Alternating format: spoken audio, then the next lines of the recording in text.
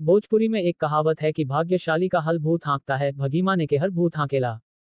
खैर ये तो एक कहावत है, पर अगर कभी ऐसा हो जाए कि कोई प्रेत 200-400 घंटा आपकी सेवा में हाजिर हो जाए तो आपको कैसा लगेगा? अगर आप किसी ऐसे बिगड़ैल, भयानक प्रेत को डांट कर अपना काम कराएं जिसे देखकर अच्छे अच्छों की धोती गीली हो जाए, तो इससे आश्चर्य की बात और क्या हो सकती है। पर हाँ, ये कहानी कुछ ऐसी ही है। एक किसान कैसे एक प्रेत को अपने बस में करके अपना बहुत सारा काम कराता था, कैसे कभी कभी वह प्रेत अपने प्राणों की भीख मांगते हुए गिड़गिड़ाता था। आखिर यह प्रेत उस किसान के चंगुल में फंसा कैसे? क्या उसकी कोई मजबूरी थी, या किसान ने कोई तंत्र मंत्र करके उसे अपने बस में कर लिया था? खैर, इन सब रहस्यमयी बातों से पर्दा उठाने के लिए सीधे कहानी पर ही आ जाते हैं। बात तब की है जब रमेसर काका गबड़ू जवान थे। रमेसर काका के पिताजी एक छोटे मोटे किसान थे और खेती किसानी के लिए एक जोड़ी बैल हमेशा रखते थे। उनका मानना था कि अगर खेती अच्छी करनी है तो एक जोड़ी अच्छे बैल हमेशा दरवाजे पर होने ही चाहिए। उस समय रमेसर काका भी खेती बाड़ी के साथ ही कुछ और छोटे मोटे कामों में अपने पिताजी की मदद करते रहते थे। ऊखबबगा ऊख बुआई से लेकर बियाड़ धान के बीज का खेत बनाने तक, कोल्हुआर में गन्ने की पेराई से लेकर गुलवर झुकाई तक, हर काम रमेका काका बखूबी करते थे। एक बार की बात है कि रमेसर काका को अपने टायर बैलगाड़ी पर भूसा लादकर अपने एक बहनोई के वहां पहुंचाना था। दरअसल उनके बहनोई का गांव एक नदी के खलार में पड़ता था, जिससे वहां धान गेहूं आदि नहीं हो पाता था, जिसके चलते पशुओं को चारे के लाले पड़ जाते थे। इसलिए हर साल रमेसर काका अपनी बैलगाड़ी पर भूसा, पुआल आदि लादकर इनके यहाँ पहुंचा दिया करते थे। दिन ढल चुका था और बैलगाड़ी पर भूसा भी लद चुका था। रमेसर काका नहा धोकर शाम को लगभग 7 बजे बैलगाड़ी लेकर निकले। उन्हें अपने बहनोई के वहां जाने में लगभग पूरी रात का समय लगता था और सुबह 4-5 बजे पहुंचते थे। उन्होंने एक बाल्टी, एक लोटा और एक डोर अपने पास रख ली थी तथा साथ ही बैलों को खाने के लिए एक झोली में गेड़ की छांटी भी। रमेसर काका के बैल बहुत ही समझदार थे। जब वे एक बार रास्ते पर चल पड़ते थे तो गढ़वान को काफी आराम मिलता था, क्योंकि ये बैल बिना हाँके बराबर चलते ही रहते थे।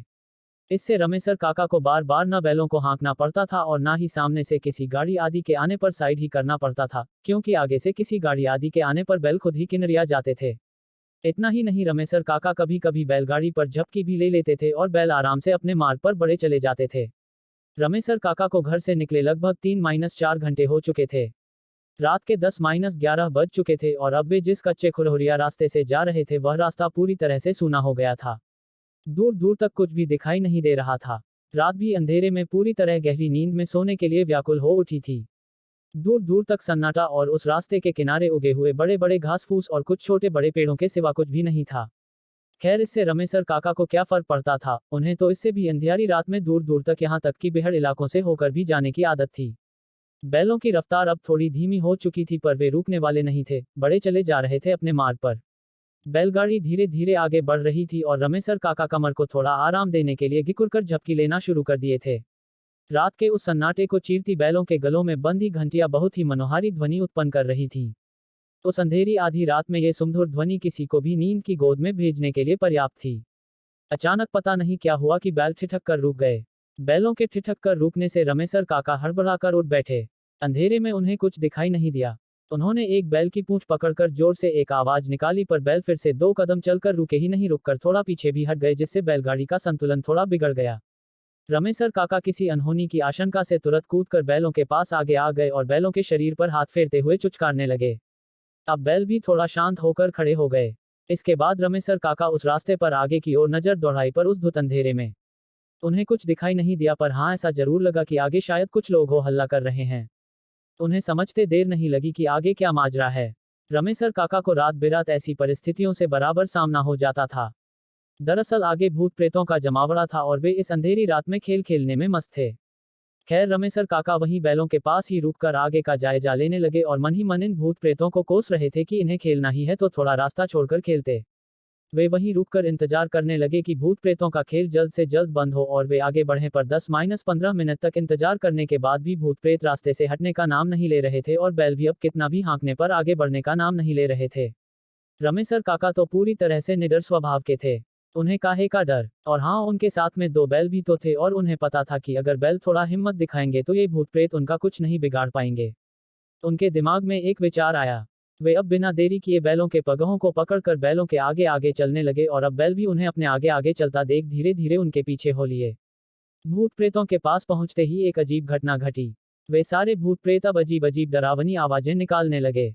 बैल थोड़े सहम से गए थे, पर रमेका काका ने हिम्मत न हारते हुए बैलों को चुचकारते हुए उन्हें आगे खींचने की कोशिश करते रहे।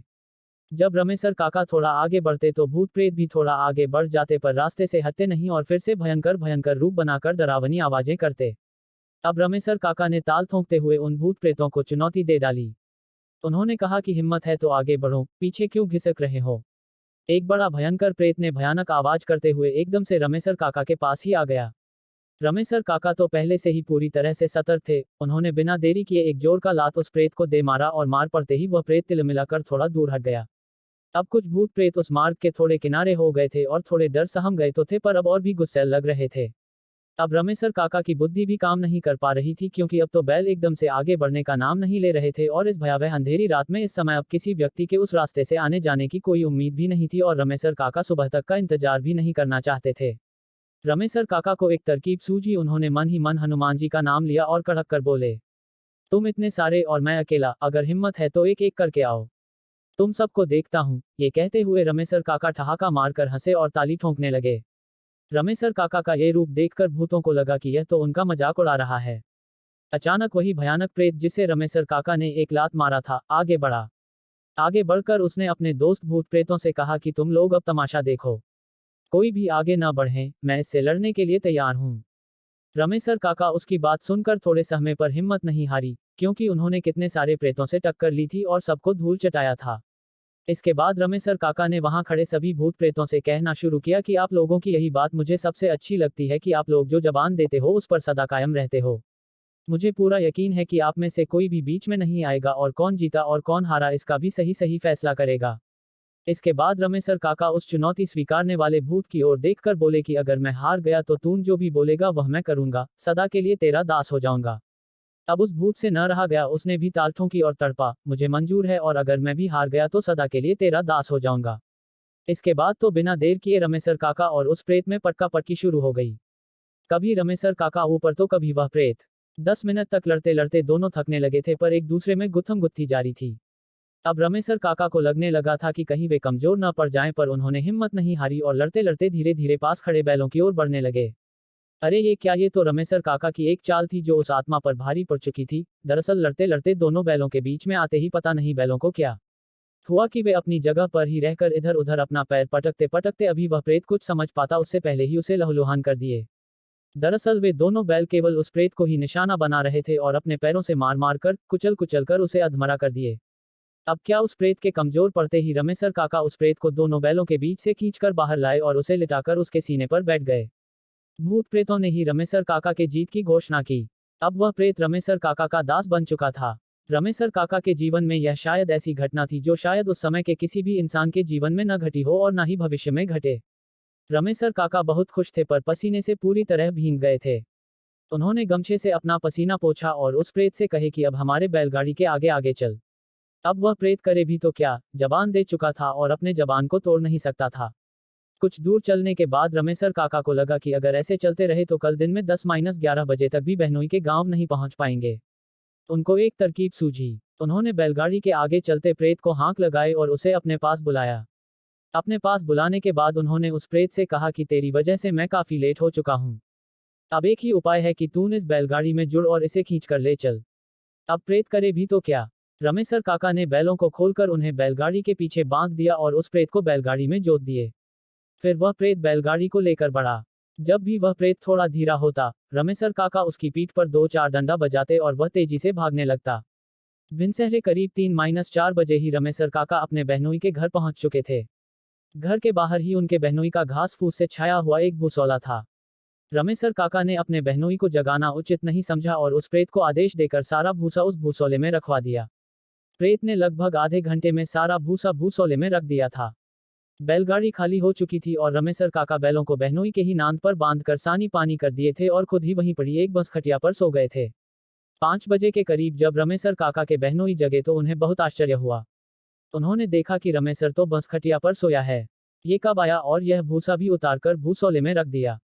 उनको कुछ भी समझ में नहीं आ रहा था, बस सब चमत्कार जैसा लग रहा था, क्योंकि ऐसा पहले कभी नहीं हुआ था। हर बार रमेसर काका के बहनोई खुद रमेसर काका के साथ मिलकर भूसा उतारकर भूसौले में रखते थे। खैर, उनको क्या पता कि यह सब किसी भूत का कमाल है। रमेसर काका आराम से जगे। पानी ओनी पिया, फिर बैलों को नाद से उकड़ाकर छांव में बांध दिया और उसी दिन फिर से रात को खाना ओना खाकर करीब रात के 11 बजे अपनी बहन के घर से चले, क्योंकि अब उनको पता था कि गांव पहुंचने में 10-12 घंटे नहीं 5-6 घंटे लगने वाले हैं। जी हाँ, फिर से रमेसर काका जब बैलों को जोतकर बैलगाड़ी को लेकर अपने बहनोई के गांव के बाहर पहुंचे तो सुनसान देखते ही बैलगाड़ी में से बैलों को खोलकर गाड़ी में पीछे बांध दिए और उस प्रेत को जोता लगाकर गाड़ी में जोत दिए। सुबह सुबह रमेसर काका अपने गांव के पास पहुंच गए थे। अब उनको लगने लगा था कि कहीं कोई ये देख न ले कि बैल तो पीछे बंधे हैं और फिर भी बैलगाड़ी तेजी से आगे की ओर बढ़ रही है, इसलिए उन्होंने उस प्रेत को छुड़ाकर बैलों को गाड़ी में जोत दिया था। बोलिए जय बजरंग बली। रमेसर काका तो अब उस प्रेत से बहुत सारा काम करवाना शुरू कर दिए थे, पर सदा ध्यान रखते कि इसकी भनक किसी गांव वाले को न लगे, नहीं तो सब गुड़ गोबर हो जाएगा। आगे क्या हुआ बताएंगे अगली कहानी में, पर यह कहानी भी अपने आप में पूर्ण हो चुकी है। अगर इसका अगला भाग न भी आकर एक दूसरी कहानी भी आ जाए तो भी ठीक ही है। काल्पनिकता कभी कभी सच भी होती है, पर मैं तो अभी यही कहूंगा कि इन कहानियों को केवल मनोरंजन के रूप में लें। ये कहानी पूरी तरह से काल्पनिकता पर आधारित है। जय बजरंग बली।